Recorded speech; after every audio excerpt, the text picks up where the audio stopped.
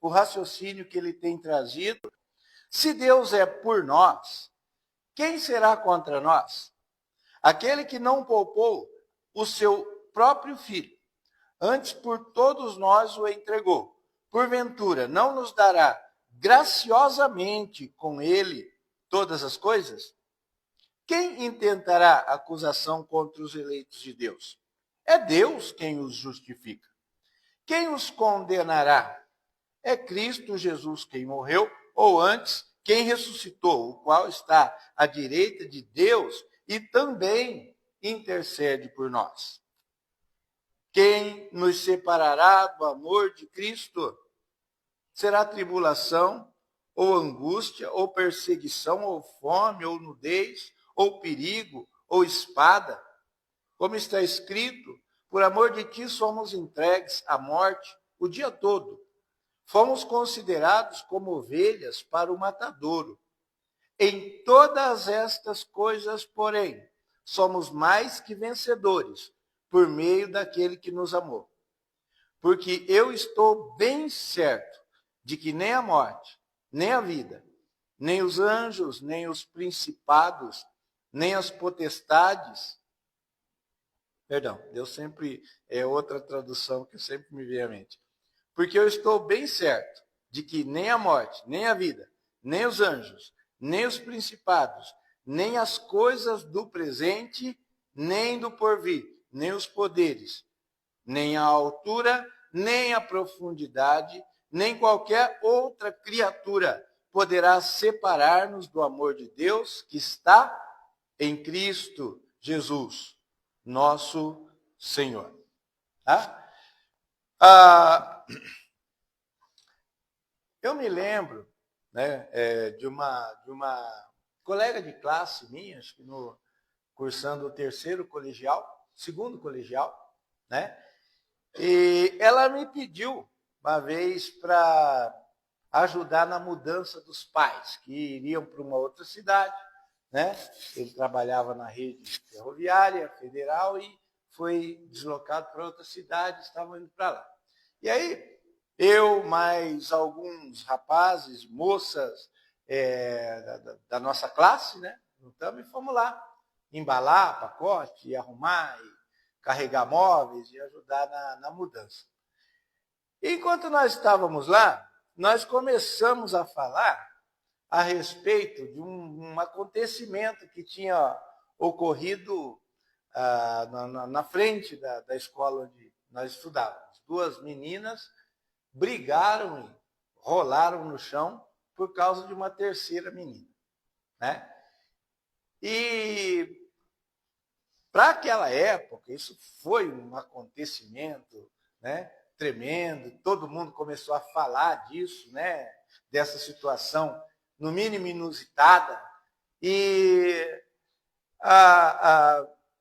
eu citei, inclusive, Romanos, no capítulo 2, no capítulo 1, onde o apóstolo Paulo menciona isso, né? E ele fala a respeito dessas coisas. E eles ficaram espantados, eles disseram, mas a Bíblia fala dessas coisas? Eu falei, fala, né? E fiz uma dissertação a respeito da vontade de Deus e como Deus apresenta na Bíblia, né, o que ele pensa sobre tudo isso e tal. E foi um momento interessante. Mas, no final, né, eu percebi que essa amiga minha estava chorando, né? E eu perguntei o motivo e ela falou, olha, eu tenho medo de não ser salva. Eu falei, como assim? Eu tenho medo de não ser salva, de não ir para o céu. E eu falei, mas em que você se baseia para achar que pode ir para o céu ou que vai para o céu? Né? Aí ela falou, no amor que eu sinto por Deus. Eu tenho um amor muito grande por Deus e por tudo que fala de Deus e tal. E aí eu falei para ela, olha, então, você não tem como ser salva pelo amor que você sente por Deus. Se essa é a base, realmente você não tem como ter certeza de salvação. Ela estalou um olho, regalou um olho, falou, mas como assim? Eu disse, a Bíblia diz que você pode ser salvo pelo amor que Deus teve por você. E aí comecei a citar os versículos, né? Deus prova o seu próprio amor para conosco, pelo fato de ter Cristo morrido na cruz do Calvário por nós.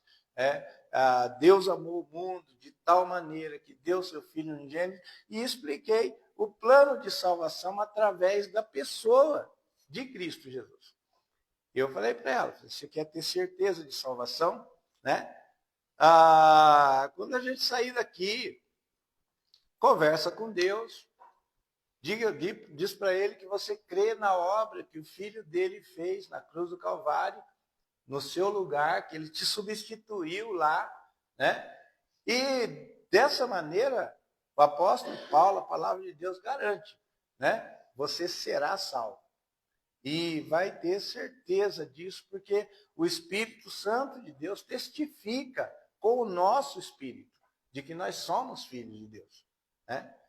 E ela ficou assim, pensativa, né? E acabou, e fomos embora, cada um foi para sua casa, depois que juntamos toda a mudança lá. E na segunda-feira, né, eu entrei na classe, sentei na minha carteira assim, né? Aí eu olhei para o lado, assim, para onde ela estava. Ela fez assim, eu orei. Mas ela estava tão diferente, tão feliz, né? E ela disse, eu orei. Eu fiz assim para ela também, né? E depois tivemos um período, estudamos a Bíblia juntos, né? Um discipulado para firmar, né? Na fé e tal. E graças a Deus, a última notícia que eu soube dela é que ela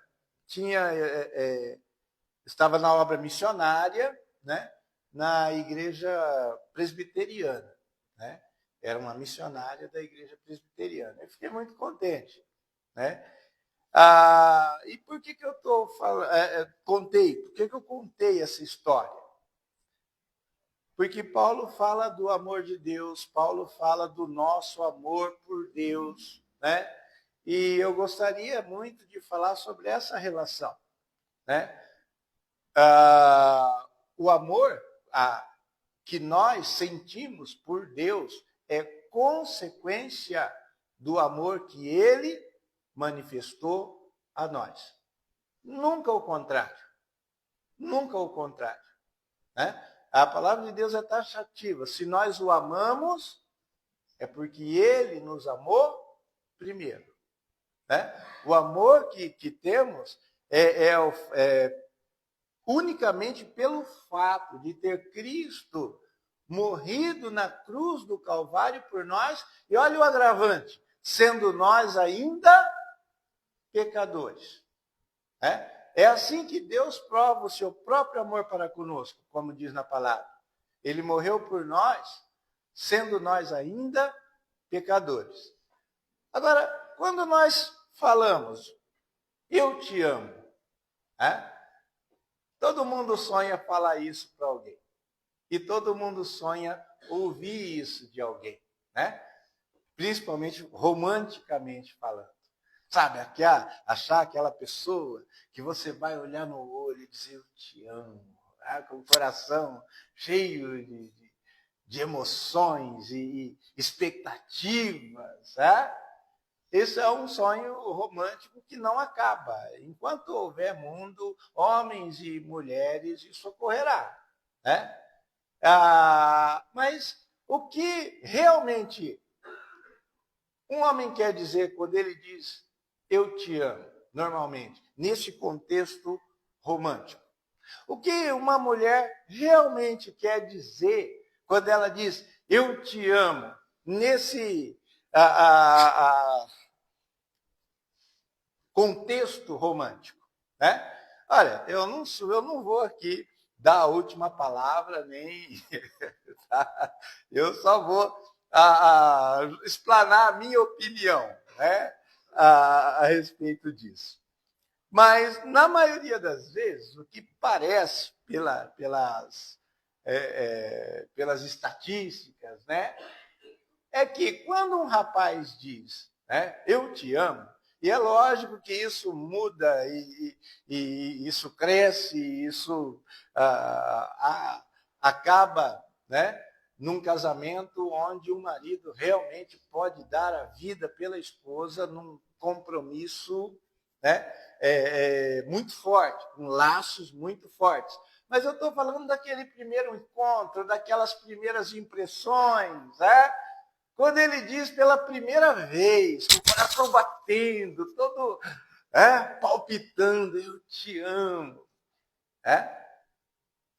No geral, ele está dizendo que ele está profundamente encantado pela beleza dela, pelos aspectos físicos, principalmente, né? E pelo jeito dela e tudo nela lhe é agradável. Né? Ele passa horas e horas olhando a foto dela na tela do celular dele e não vê a hora de estar com ela, porque quando ele diz eu te amo, ele quer dizer que ele está profundamente atraído pela beleza dela. Né? E estar na companhia dela passa a ser o centro da sua gravidade, do seu dia. Ele não vê a hora de largar do serviço e fazer tudo para estar com ela. Basicamente é isso. Se eu ainda me lembro um pouco de quando eu era adolescente, é isso daí, tá? Tudo nele é ela, o assunto dele é ela. Ele está profundamente atraído, ligado, né? Aquela pessoa passa a ser o centro do universo dele. Né? Quando uma menina diz, eu te amo, e aí já fica mais difícil porque eu não vivi isso.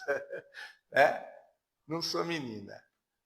Mas o que parece, né? É que quando ela diz eu te amo, ela está profundamente envolvida pela ideia de que finalmente encontrou alguém capaz de protegê-la, de cuidar dela. Né? Encontrou alguém que pode fazer com que ela se sinta segura. Né? Quando ela está do lado dele, ela suspira e ele anda, aquele rapaz bonito e tal. E ela, ai, que homem. Ela gosta, quando ela diz eu te amo, ela está dizendo eu gosto da maneira como você me trata. Eu gosto do seu cuidado comigo. Eu gosto da atenção que você me dá. Eu gosto, enfim, né? De tudo que você me propõe, tá? De tudo que você me propõe, dos presentes, dos mimos, eu me sinto uma princesa, eu me sinto alguém especial porque você me faz, você faz com que eu me sinta assim, né? A mulher é mais tocada por isso. A maneira do homem falar com ela, a gentileza com que ele dispensa para ela, o fato dele deixar claro que ela é o centro da vida dele. Ela gosta de sentir isso, de saber disso, ter essas certezas, essas convicções. Né? E uma das coisas mais terríveis para uma mulher é quando isso falha, né? Aquela palavra terrível, desencanto, né? Quando aquela imagem do protetor, do herói, fala no cavaleiro, né? Com a armadura montada no cavalo branco, quando isso trinca, né? Quando esse desencanto acontece por um motivo ou outro, é muito terrível, difícil. Porque quando ela diz eu te amo, né, ela espera tudo isso, esse combo de bondades de virtudes, né, que ela vê nele. Tá? Então, é basicamente isso. Mas você percebeu o seguinte, mesmo que ambos, quando dizem eu te amo, tenham coisas diferentes na cabeça, né? O homem mais focado na beleza física que encanta os olhos dele, a mulher mais focada na maneira como ela é tratada e em tudo que ele lhe propõe. Porém, ambos, quando dizem eu te amo, amam a partir do que o outro tem a oferecer. Amam a partir do que ele vê no outro. Um combo de bondades e virtudes, né? Uma beleza que ele não consegue ver mais beleza em nenhuma outra, porque ela está o tempo todo na sua mente, mas a cada um, quando diz eu te amo, basicamente diz você tem tudo que eu estou procurando, você tem tudo que eu preciso, você tem tudo que eu quero para mim. Basicamente é isso. E no casamento nós aprendemos, né, através de coisas como compromisso, coisas como fidelidade, coisas como paciência e perdão e tudo que está envolvido para que um relacionamento dê certo, nós vamos aprendendo a amar de fato e de verdade, né? E a partir desse primeiro eu te amo, né? No final da vida dos dois juntos, né? Ambos podem olhar para trás e dizer, nossa, como eu era bobinho. Não era mentira, não era fato, mas era só o começo de algo que era tão mais poderoso do que todas aquelas impressões, do que todas aquelas sensações e aqueles desejos e aquelas emoções. Tudo isso fazia parte, mas era só o começo. Agora, quando nós falamos e nos regozijamos no fato de que nosso Senhor e Salvador Jesus Cristo realmente nos ama, nós temos que parar e refletir a respeito do que está centrado esse amor. Porque nós não tínhamos nada, não temos realmente nada para oferecer ao Senhor. Uma mulher que confie muito na sua beleza e que seja realmente muito bela. Como ela encantaria aquele que viu o nascimento de todas as galáxias e o brilho intenso de todas as estrelas e trouxe à luz tudo que existe. Como um homem, por mais inteligente que ele seja, possa surpreender um Deus que é eterno, que não tem princípio de dias e nem fim de existência. Ele desafiou Jó, você é um homem sábio, você conhece muita coisa, então fala aí, onde é que você estava? Onde você estava quando eu desenrolei as estrelas, quando eu fiz a obra da criação, né? Você diz que sabe muita coisa, então me diz, vamos, e eu vou perguntar, e você me responda, já que você é tão... E Jó falou, olha, eu me calo no pó e na cinza. Jó, que era estava com a sua cabeça cheia de perguntas, e imaginava se ele pudesse encontrar Deus, ele disse, eu conversaria com ele, eu falaria com ele. E ele me responderia. Naquele momento sentiu a sua fragilidade, a sua fraqueza, diante do poder tão grande daquele Deus, e disse, olha, eu me calo. E me rebaixo e me humilho da pior maneira possível, no pó e na cinza. Eu realmente, diante de toda essa majestade, diante de todo esse poder e glória, eu não sou nada. Eu não sei nada. Né? E essa atitude, né? Depois dessa atitude, diante do Deus vivo e verdadeiro, né? O Senhor restaurou a sua vida.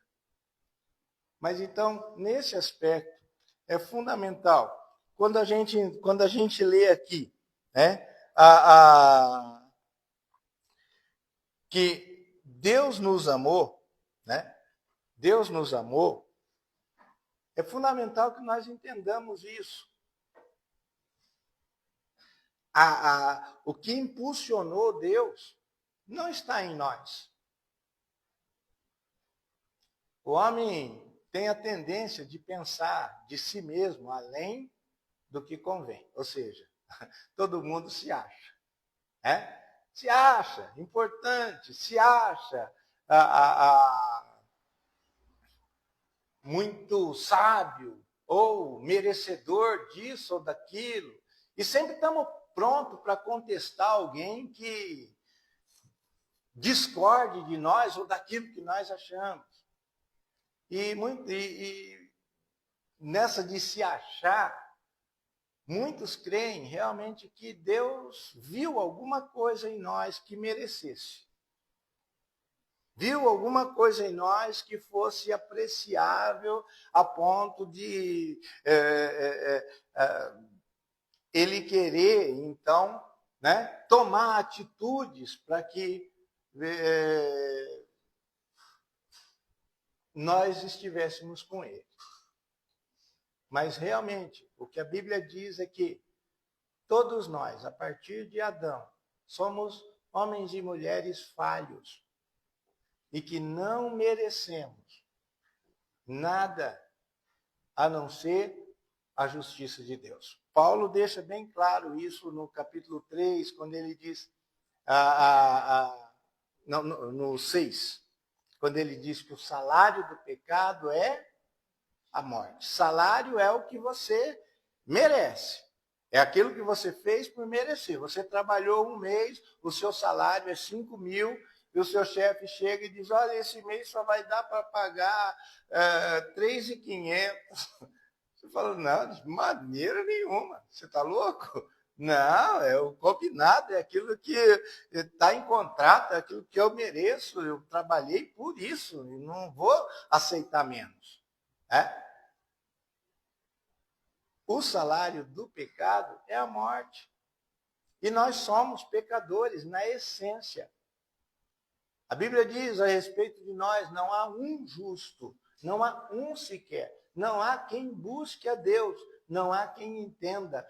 Todos, a uma, se tornaram inúteis.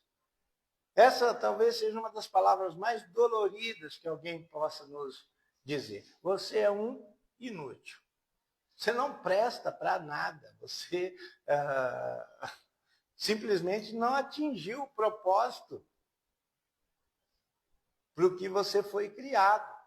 Inútil é isso. Uma geladeira que não gela é inútil. Um carro que não anda é inútil. Um piano que não toca é inútil. Inútil é tudo aquilo que não conseguiu atingir o propósito pelo qual ele foi feito. Ele foi criado para aquilo e não consegue realizar, não consegue fazer. Isso é inutilidade na sua essência. E esses somos nós. Não tínhamos o que oferecer para Deus porque estávamos quebrados. Não tínhamos como satisfazer a mínima expectativa que ele pudesse ter a nosso respeito. Porque ele diz, os meus pensamentos não são os vossos pensamentos. Os meus caminhos não são os vossos caminhos, diz o Senhor. Porque os meus pensamentos são mais altos. E os meus caminhos mais altos do que os seus caminhos. Há uma grande diferença entre quem é Deus e quem somos nós. Eu estou seguindo uma página de uma moça que fala a respeito das novidades tecnológicas. E ela estava falando de algumas novidades que já estão em processo e vão ser lançadas a partir de 2027, entre outras coisas, né? A chips neurais, e o homem tem a pretensão de se conectar à rede, né? Sem fios, sem nada, através de chips, né? E ela estava falando a respeito disso, de como isso vai ser, né, um salto para a humanidade e tal. Né? Você ter um IA dentro da sua cabeça, você ter capacidade de pensar em algo e pedir para realizar e aquilo ser feito. Né? E ela fez um comentário, ela citou um comentário de alguém que disse: seremos então deuses. Não haverá limites para o nosso cérebro. E nós seremos então deuses. E eu pensei lá no Éden, essa não era a proposta? Antes do Éden, lá no coração de Satanás, subirei até o céu, serei semelhante ao Altíssimo. O ser humano vem sendo, seduzido por essa mentira. Só Deus é Deus. Né? Só Ele é como Ele é. O alto, sublime. Aquele que habita no mais alto e sublime trono, porque tem em si mesmo condições, né? De sustentar todo o seu poder e toda a sua glória. Nós não. Então, essa é a pergunta: por que Deus nos amaria? Se não temos nada a oferecer. Se somos, no que diz respeito aos nossos pecados, na melhor das hipóteses, quando cremos em Cristo como nosso Salvador e Senhor, somos réus confessos. Por que Deus nos amaria? E a Bíblia responde: porque Deus é amor. Ele ama, então, não a partir do que ele vê em nós. Ele ama a partir do que ele tem em si. É isso que ele é. O amor faz parte da sua estrutura. Né? O amor é aquilo que ele é na sua essência. E ele demonstra por nós esse amor. Antes que nós pudéssemos, né, merecer. Porque isso é uma impossibilidade. E aquele versículo que eu citei, ele diz exatamente isso. Mas Deus prova o seu próprio amor para conosco, pelo fato de ter Cristo morrido na cruz do Calvário por nós, sendo nós ainda pecadores. Ele nos amou quando nós éramos pecadores, estávamos mortos nos nossos delitos e pecados. Mas Deus, sendo rico em misericórdia, e por causa do grande amor com que nos amou, nos deu vida. Olha só, é por causa do que ele é, rico em misericórdia. É por isso que nós, agora salvos em Cristo Jesus, temos condições de amar a Deus de volta. Mas amar a Deus de volta é parte de um processo. Um processo que a partir do primeiro momento, sabe, daquela daquela primeira fase da fé, quando você está empolgado, que todo mundo chama de primeiro amor, né, na vida cristã, e você está empolgado e você quer ser missionário lá na África, e você quer ganhar o mundo para Jesus, e você quer fazer tantas coisas, né?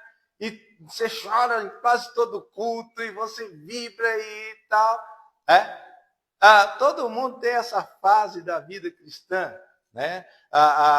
Ou se lembra de um momento assim, das primeiras descobertas, né? E da empolgação. Eu, quando criei em Cristo, o seu Noel falou, vai para a sua casa, ora lá e confessa para o Senhor os seus pecados, né? E fala para ele que você quer que ele entre no seu coração e que você o recebe como Senhor e Salvador da sua vida. E eu saí, entrei atrás da porta do quarto da minha mãe ali, e ali eu ajoelhei e orei. E quando eu me levantei, gente, eu saí de lá, assim, e eu lembro, estava todo mundo ali, não. Uma sala, uma cozinha, tudo junto ali, né? Feijão cozinhando, ainda me lembro. E aí eu falei para todo mundo, eu aceitei Jesus! E um olhou, não. Tá. Sabe, não teve fogos, ninguém, né, chorou e tal. E eu achei aquilo estranho. Falei, nossa, uma coisa tão importante, achei que ia acontecer alguma coisa. Ninguém, né, falou nada. E assim eu comecei, né?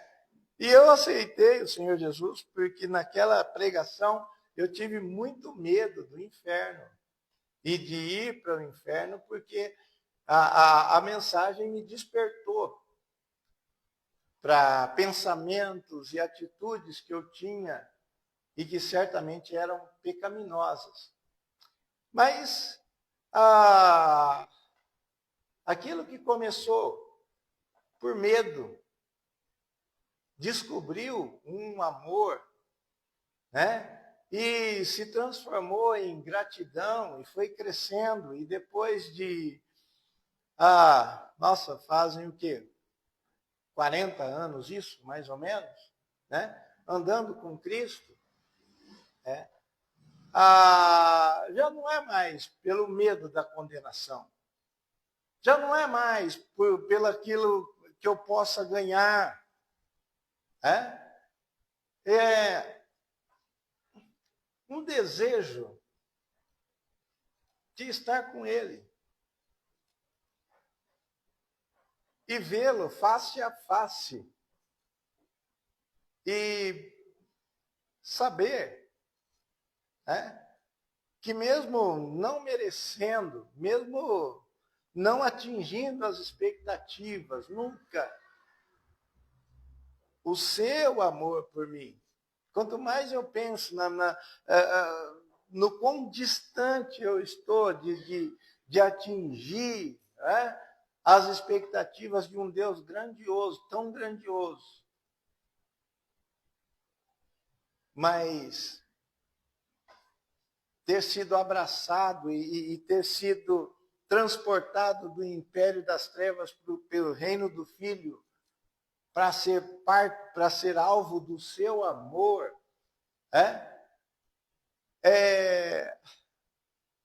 uma gratidão toma conta do meu coração, e tudo que eu possa fazer por ele é pouco.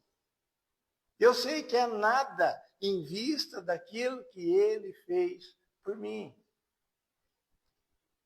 E é esse momento, né, essa atitude, ela é parte daquilo que você vai conhecendo dentro das Escrituras. As Escrituras fazem isso. Quanto mais você conhece a palavra de Deus, mais você conhece o Deus da palavra, porque esse é o objetivo da palavra de Deus. Apresentar o Deus vivo e verdadeiro como ele é. a sua glória, a glória da sua majestade, o seu caráter, o amor que ele tem por nós, apresentá-lo como alguém real, que amou não de boca nem de língua, mas de fato e de verdade. Ele amou e fez alguma coisa. Ele amou e deu. E não deu um anjo que estava lá desocupado, não mandou alguém que não lhe faria falta. Como nós muitas vezes fazemos em campanhas de doação do agasalho, manda tudo que eu não me serve mais. Não. Quando a Bíblia diz que Deus deu o seu Filho unigênito, e nós olhamos lá na classificação dele, primogênito de entre os mortos, o alfa e o ômega, o princípio e o fim, aquele que é antes de todas as coisas, ou seja, tudo foi feito por meio dele, para quem? Para ele. Nós entendemos que Deus deu absolutamente tudo. Deus deu o máximo. Ele nos deu Cristo Jesus, a quem todos os anjos adoram, a quem o Espírito Santo que está em nós, nos eleva a adorar Cristo Jesus. Aquele que a Bíblia diz a respeito dele, todo joelho se dobrará e toda língua confessará que Jesus Cristo é Senhor. Foi esse que Deus deu em favor de mim, de você, inúteis que somos, incapazes de corresponder a tamanha grandeza e a tamanho amor por nós mesmos. Mas quando cremos em Cristo e recebemos o Espírito Santo de Deus, esse primeiro amor se transforma num amor eterno. E o nosso coração vai se apegando a Cristo. E o nosso coração vai querendo cada vez mais de Cristo. E o apóstolo Paulo falava de si mesmo, que todas as glórias desse mundo e tudo aquilo que as pessoas consideravam importante, tudo isso ele diz, eu considerei como lixo, como refúgio, por causa do conhecimento de Cristo. Um homem embrutecido, cego pela vaidade, sede de poder e religião, que estava indo para Tarso, cidade? Damasco, Saulo de Tarso, era ele. Estava indo para Damasco para prender, para acabar com os crentes, acabar com aquela seita terrível. No meio do caminho, quando o Senhor lhe apareceu, glorioso, poderoso já nos céus, ele caiu por terra e disse, quem és tu, Senhor? Ele reconheceu, ele não é igual a mim, nós não estamos no mesmo pé de igualdade. Quem és tu, Senhor?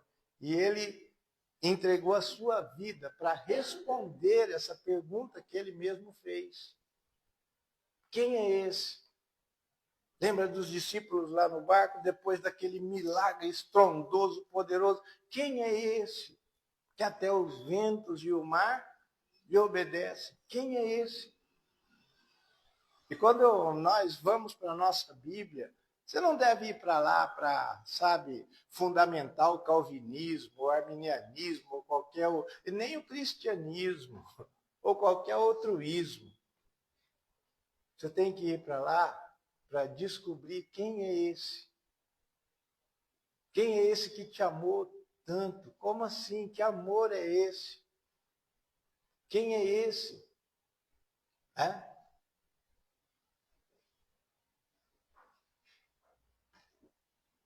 E Paulo, nessa busca, descobriu um Senhor,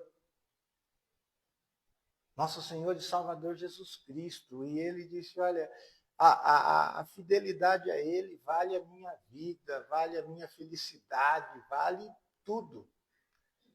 E eu estou dizendo isso porque é esse homem que está escrevendo o trecho que nós lemos aqui. Olha aqui o que ele diz. Quem nos separará do amor de Cristo? Será tribulação? E ele sabia e tinha passado, ele mesmo, por muitas tribulações. Chicotadas e açoites severos, apedrejamento, maledicência, toda sorte de dissabores, simplesmente por causa de Cristo, por causa da sua fé em Cristo. Angústia, perseguição, fome, nudez, perigo ou espada. Ele está falando aqui de algo que ele viveu. Ele não está filosofando a respeito de possibilidades vazias. Ele trazia no próprio corpo as marcas desse estilo de vida terrível. E quando o Márcio falou na abertura, né, sobre a loucura do Evangelho, é um conceito que Paulo conhecia muito bem. Para a maioria dos seus amigos, dos seus parentes, ele era um louco que jogou toda a sua carreira e a sua vida fora por causa de uma besteira, por causa de uma bobagem que um dia ele mesmo havia perseguido. Mas ele fala, né, a respeito de si. Continua falando aqui a respeito de si. Por amor de ti, somos entregues à morte o dia todo. Fomos considerados como ovelhas para o matadouro. Como eu, mais uma vez, eu repito, ele não está falando de hipóteses, divagando a respeito de possibilidades. Essa era a vida de Paulo e de todos os irmãos que publicamente se manifestavam cristãos. Há muitos crentes hoje que questionam, inclusive, se o batismo vale alguma coisa. Eu já ouvi pessoas conversando sobre isso. É só um símbolo. O importante mesmo é a fé que você abriga. E realmente, sem fé não há batismo. A fé é a base. Mas o batismo, para aquele contexto da época, quando alguém se batizava, ele estava dizendo publicamente que ele havia crido naquele que era o único que ele não poderia crer. Porque se ele cresce nos deuses gregos, é com você. Se é alguém esclarecido, né? Culto, intelectual, né? Se ele abraçasse, né, a fé dos hebreus, né, e fosse fiel aos rituais, também seria aclamado. Mas Cristo, aquele que foi crucificado, aquele que foi morto, esse não. Ele era loucura, né, para os gentios. Ele era o mais humilhado entre os homens, mais rejeitado entre os homens. A narrativa corrente é que a sua ressurreição havia sido uma farsa dos discípulos. E isso pegou para muita gente que queria uma explicação que não fosse a verdade. E Paulo, falando desse evangelho que ele anunciava e pregava a Cristo e este crucificado, ele disse: eu não me envergonho do evangelho, porque é o poder de Deus para a salvação de todo aquele que crê. Quando ele diz: por amor de ti, somos entregues à morte todo dia, né, o dia todo, ele está falando da sua experiência e da experiência da igreja da sua época. Eles não gozavam da liberdade que gozamos no nosso país, de poder se reunir livremente e falar sobre essas coisas e nos regozijarmos nessas coisas. O batismo para eles não era só um rito, né? Simbólico. Era para muitos uma sentença de morte, era para muitos nunca mais ver os seus próprios filhos e nem a sua esposa, era para muitos ser perseguido, torturado, morto na arena por animais ferozes, queimado vivo, ou até mesmo crucificado à semelhança do seu Senhor. E o amor que eles desenvolveram por Cristo era tão grande que essa geração, pelo fato de terem entendido as Escrituras e terem tido os olhos abertos pelo Espírito Santo de Deus a respeito de quem ele era, eles não se consideravam dignos de sofrer. Era uma glória tão grande para eles sofrer por esse nome, sofrer afrontas e ofensas por esse nome. E eles diziam, nós não somos dignos disso. E dessa maneira enfrentavam o sofrimento. E dessa maneira estavam dispostos a quer fosse pela vida ou pela morte, atingir o propósito de Deus para a vida deles. E nós falamos tanto a respeito disso até aqui, que a salvação é um meio para nós alcançarmos o fim. Paulo fala que todas as coisas cooperam para o bem daqueles que amam a Deus e são chamados segundo o seu propósito. Deus nos amou. Agora nós também temos condições de amá-lo. E Deus tem um propósito para cada um de nós. Cada um. Como Onésimo, que Paulo encontrou na prisão, antes nós éramos inúteis, agora somos úteis.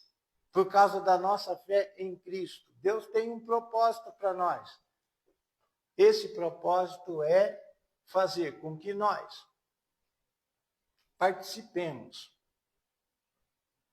da natureza do nosso amado Senhor e Salvador, Jesus Cristo.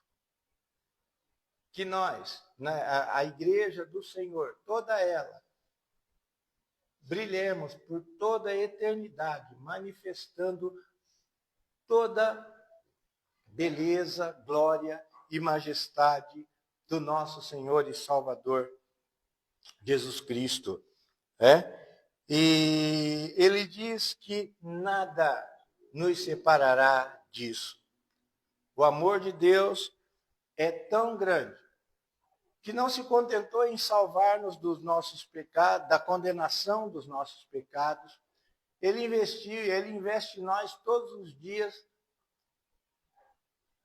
O Espírito Santo, opera em nós a regeneração das nossas almas, criando um novo homem que finalmente habitará diante de Deus em pureza plena e absoluta. O Espírito não desiste de nós e todos os dias intercede por nós com gemidos inexprimíveis diante de Deus. E ele diz, Cristo também, assim como o Espírito intercede, o Filho também. Irmãos, nós achamos muitas vezes que a vida cristã é isso aqui, ó. Sabe, 7h30, sábado, eu estou ali na reunião, e aí não bebo, não fumo, não falo palavrão, isso e aquilo, e sou membro da igreja tal, e em tal lugar, assim, assim. E embora essas coisas façam parte, se a vida cristã se limitasse a isso, seria muito, muito pouco. O que Deus espera é que, por meio de todas essas coisas, né, o seu propósito seja realizado em nós. Então, falando a respeito do propósito de Deus, ele tem dois aspectos. Primeiro, o propósito de Deus é que nós, que antes não conseguíamos, agora possamos, como crentes, ainda nesse corpo, glorificar o nome de Cristo Jesus, através de tudo que fizermos.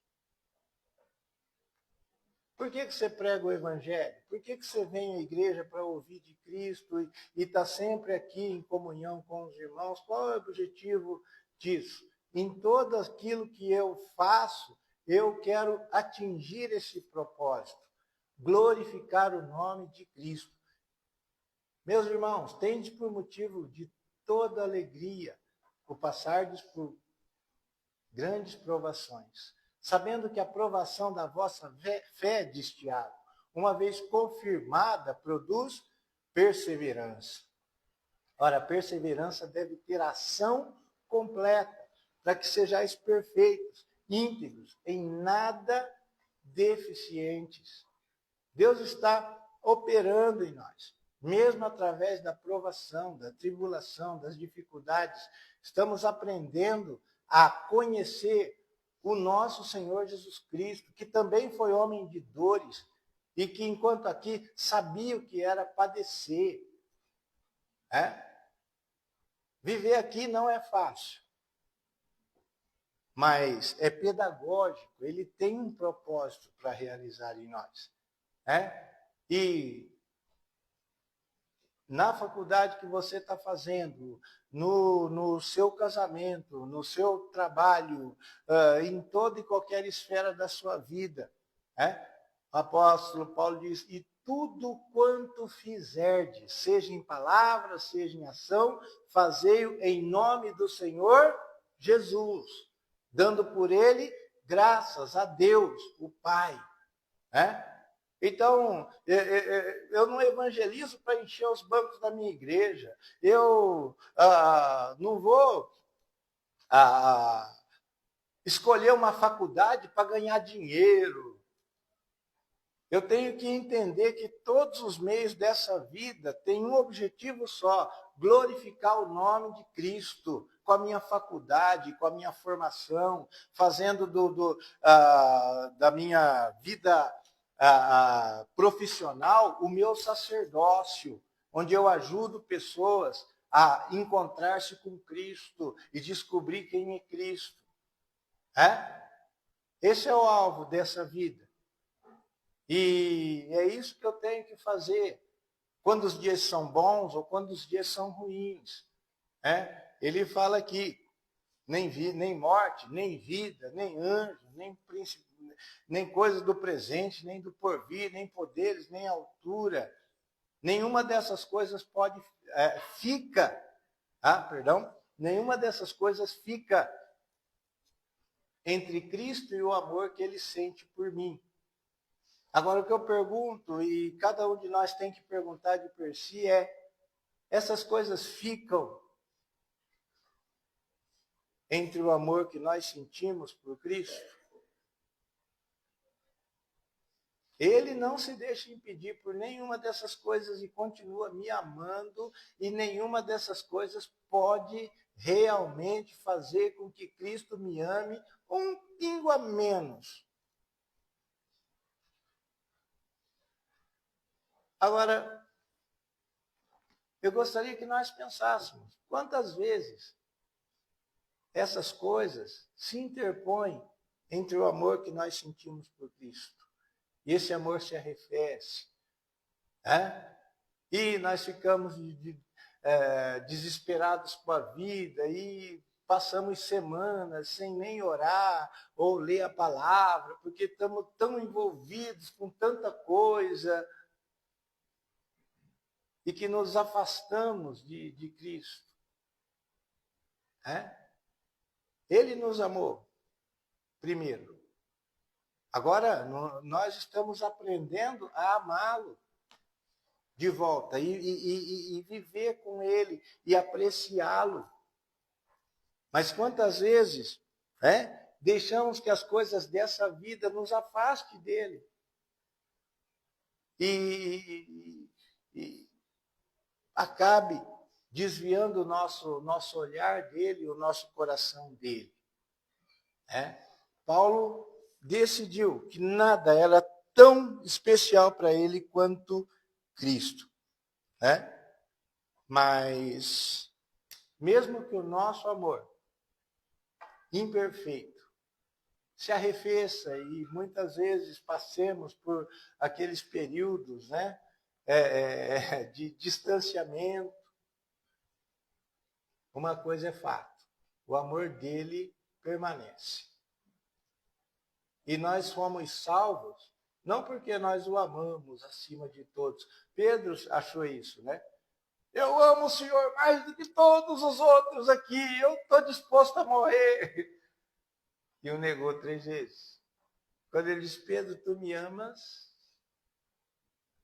Ele perguntou 3 vezes, e Pedro, cabisbaixo, o Senhor sabe. Eu vejo um Pedro ali dizendo: não, eu sei. Meu amor não é perfeito, meu amor falha, mas o Senhor sabe que eu te amo. Porque o Senhor sabe tudo. Esse é o nosso amor. Agora, a maravilha, irmãos, é que nós estamos salvos e seguros e nós entraremos nos céus, com certeza, por causa do amor de Deus. Por causa do amor de Deus. Porque, como Paulo mesmo disse aqui, antes que nós existíssemos, ele já procurou o nosso bem e nos colocou em Cristo, para que em Cristo fôssemos mais do que vencedores sobre todas essas coisas. Ele regozija, ele triunfa aqui. Ele dá uma lista terrível e ele diz: mas em todas estas coisas, porém, somos mais que vencedores. Por quê? Porque eu conheço a Bíblia mais do que você, porque eu sei o grego e as línguas originais, porque eu tenho 40 anos de crente. Não, sou mais que vencedor, por quê? Por causa daquele que me amou. E assim mesmo se entregou por mim. Por isso que eu me emociono muito, todas as vezes que eu canto aquele 471. Em mim mesmo nada tenho para nisso confiar, mas Jesus morreu na cruz para me salvar. Tão somente nele espero, sim, e sempre esperarei, pois por sua imensa graça eu lá estarei. E é por isso que eu disse para Ruth aquele dia: você não pode ir para o céu porque ama a Deus. Você só vai para o céu porque Deus te amou e entregou seu filho. E como é bom saber disso ainda hoje. E mesmo nos meus momentos, meus piores momentos,